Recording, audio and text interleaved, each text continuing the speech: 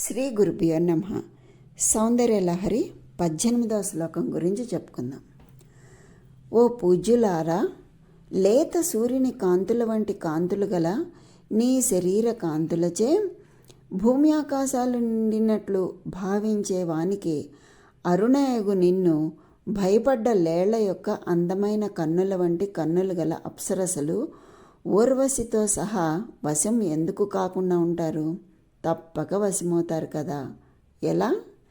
తనుఛాయాభిస్తే తరుణతరణే శ్రీసరణిభిః దివం సర్వాముర్వీం అరుణిమనిమగ్నాం స్మరతి యః భవంత్యస్యత్రస్య ధ్వనహరిణశాలీననయనాః సహోర్వస్యావస్యాహం కతి న గీర్వాణగణికాః.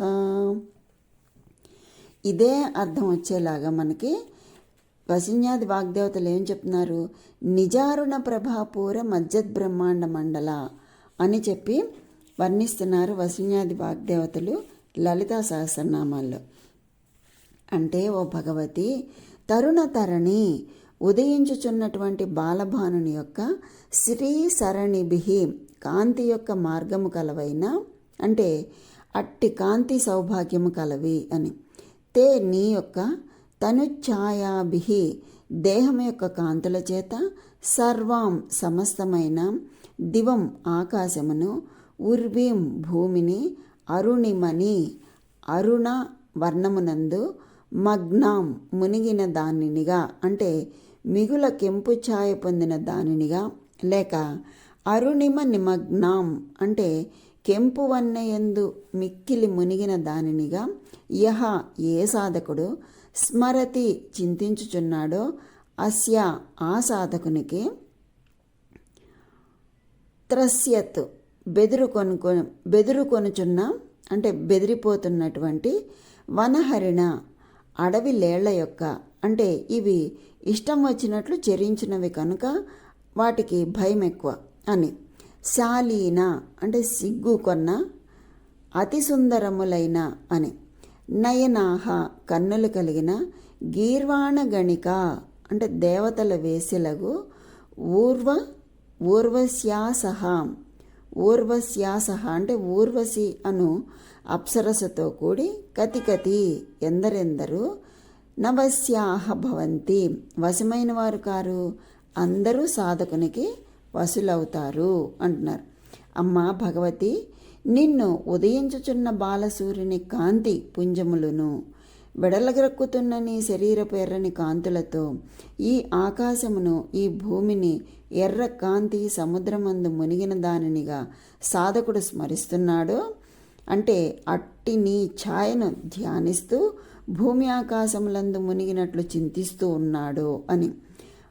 అటువంటి వాడికి మిక్కిలి బెదురుచూ ఉన్నటువంటి అడవి లేళ్ల కన్నులు ఉన్నటువంటి కన్నులు వలె, అంటే ఆ కన్నుల్లాగా సొబగైన కనుగవగల వేల్పుల కాంతలు, అంటే ఊర్వశితో పాటు ఎందరెందరో లోబడిన వారు కాకుందరు, అందరూ వశులవుతారు అని చెప్పి ఈ శ్లోకంలో తెలియచేస్తున్నారు. అంటే ఈ శ్లోకము ఒక వశీకరణ ప్రయోగం లాంటిది. వశీకరణం అంటే ఏ విషయమునైనను తృణప్రాయముగా తీసివేయగలిగేటటువంటి శక్తి. కానీ ప్రపంచంలోని అన్ని విషయాలు తనకి వశమవుతాయి అని దీని భావం. తనుఛాయాభిస్తే శరీరము రంగు, తరుణ తరణి అంటే లేత ఎండ కాంతితో ఉన్న అమ్మ, శ్రీసరణిభిః అమ్మతో సమానమైన దివం ఆకాశము, సర్వము ముర్వి భూమి, అరుణిమ ఎర్రని రంగుతో నిమగ్నమైన, స్మరతి యః స్మరించిన, భవం భావించిన, ధ్వనహరిణ అడవిహరణి, శాలీన నయన పోలిన నయనములతో, తస్యత్రస్య అటువంటి సహోర్వశ్య సొగసైన నేత్రములు గల ఊర్వశి, వశులవుతారు. కతిన మొదలైన గీర్వాణ గణికాహ దేవతలు మునులు. అమ్మ, ఎవరు లేత ఎండ కాంతితో సమానమైన నీ మేని కాంతులతో ఆకాశము భూమి మొత్తం ఎర్రని రంగుతో ఉన్నట్లు ఊహించునో వారికి మునులు, ఊర్వశి మొదలైన దేవతలు కూడా వశమవుతారు. అంటే సర్వభువనములు అమ్మ కాంతితో వెలుగుతున్నట్లు మన శరీరంలోని అన్ని అవయవములు, రక్తము అమ్మ ఎర్రని వర్ణముతో శక్తితో పనిచేస్తూ ఉన్నాయి అని చెప్తున్నారు. అంటే అమ్మ అరుణ, సౌందర్యమయమైన నీ శరీరం నుంచి ఉదయించే బాలభానుని కాంతిపుంజాలు అనంతంగా పెళ్ళుబుకి వస్తున్నాయి. ఆ అరుణకాంతి వాహినిలో ఈ భూమి ఆకాశాలు మొత్తం మునిగిపోయి బంగారు తళతళలతో విశ్వమంతా దేదీప్యమానంగా కనిపిస్తున్నది. ఇలా నీ రూప సౌందర్య మాధుర్యాలను ధ్యానించే సాధకుడికి అప్సరసాది దేవకాంతలు కూడా వసులే కదా. నీ కారుణ్య రస మహత్వం అనితర సాధ్యం తల్లి అని చెప్పి తెలియచేస్తున్నారు శంకర్లు మనకి ఈ శ్లోకంలో. ఇప్పుడు ఇంతకు ముందు మనకి 3 శ్లోకాల్లో ప్రథమ కూటమైనటువంటి వాగ్భవ కూటమి యొక్క ధ్యానాన్ని వర్ణించారు.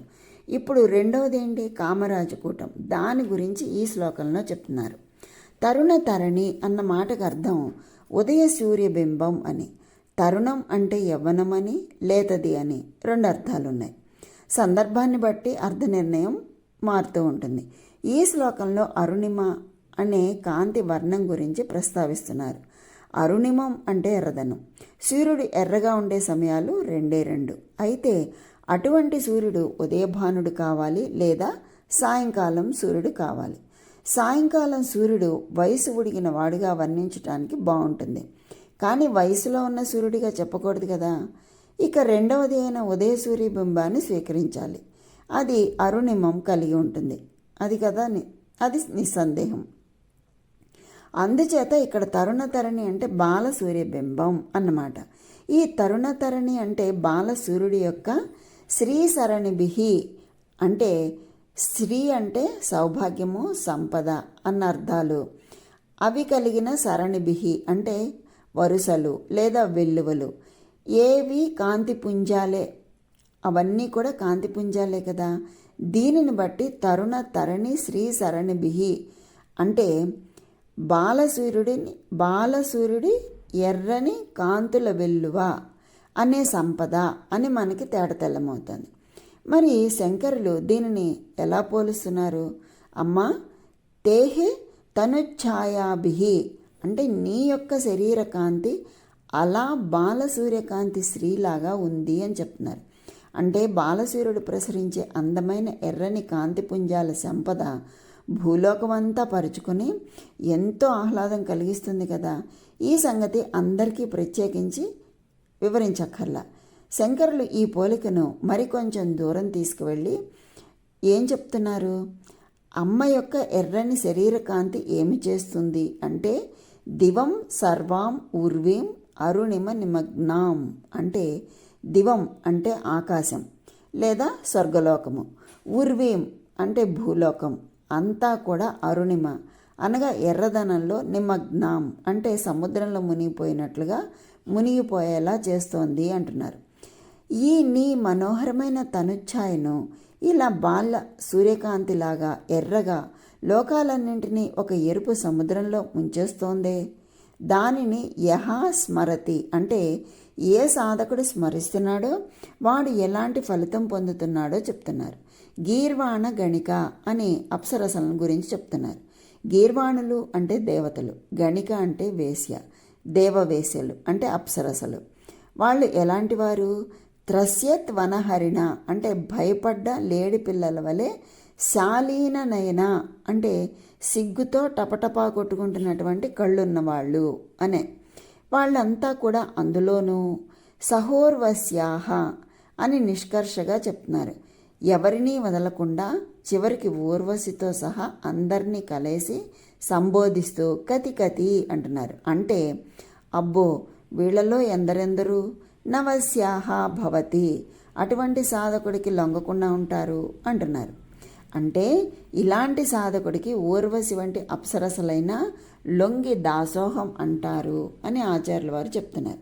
ఇక్కడ ఊర్వశిని పనిగట్టుకుని తీసుకురావటంలో అర్థమేంటి? అప్సరసలందరిలోనూ అందగత్తె ఊర్వశియే. ఎందుకంటే తపస్సు చేస్తున్న నరనారాయణులను పరీక్షించడానికి అప్సరసలు వస్తుంటే కోపగించుకుని నారాయణుడు ఊర్వశిని సృష్టించాట, వాళ్ళందరికంటే అందగత్తెగా. ఈ అప్సరసల దండు గర్వం అణచడానికి అమ్మ అరుణిమను ధ్యానించేవాడికి ఊర్వశి కూడా ఊడిగం చేస్తుంది అని ఆచార్యుల వారు చెప్తున్నారు. అసలు ఈ అప్సరసలంతా దేవతా స్త్రీలు కదా, వాళ్లకు కనురెప్పపాటే ఉండదు.